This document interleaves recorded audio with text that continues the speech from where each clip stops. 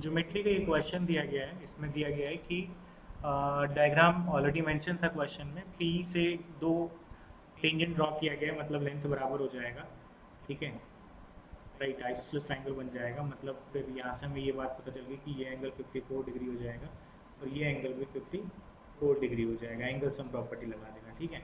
साथ ही ये दिया गया है कि AC जो है वो PB के पैरेलल है, AC जो है वो PB के पैरेलल है, ये भी बात दी गई है, यानी कि ये लाइन और ये लाइन पैरेलल है, इसका मतलब समझ लो कि ये लाइन जो है ट्रांसवर्सल लाइन की तरह काम करेगा, ठीक है, ये बात भी सही है। तो फिर ये वाला एंगल x पता लगा लो, है ना। तो देखो भाई ये एंगल x तभी निकल जाएगा, ADCB जो है साइक्लिक कोऑर्डिनेटर है। अगर ये साइक्लिक कोऑर्डिनेटर है तो मतलब अगर आपने ये वाला एंगल निकाल लिया ना, मतलब y निकाल लिया ना आपने, तो x भी आ जाएगा, सप्लीमेंट्री होगा उसका। तो चलो एक काम करते हैं, अल्टरनेट सेगमेंट थ्योरम आपने सुना होगा, नहीं सुना है तो बता देता हूँ। तो मान लो एक कॉर्ड है AB और B से आपने एक टेंजेंट ड्रॉ कर दिया है, ठीक है। तो देखो इस कॉर्ड ने ना सर्कल को दो भागों में डिवाइड कर दिया है, एक तो ये सेगमेंट हो गया और इसके बाद दूसरा अल्टरनेट सेगमेंट हो गया।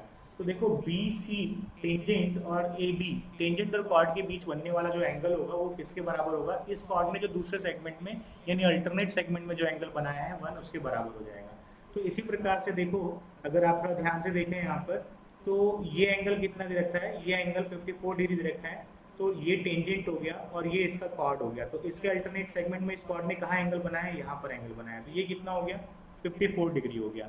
अगर ये 54 डिग्री हो गया है तो अब आप थोड़ा ध्यान से देखिए, यहाँ पे इस ट्रांसवर्सल पैरेलल लाइन वाला कॉन्सेप्ट इस्तेमाल हो जाएगा।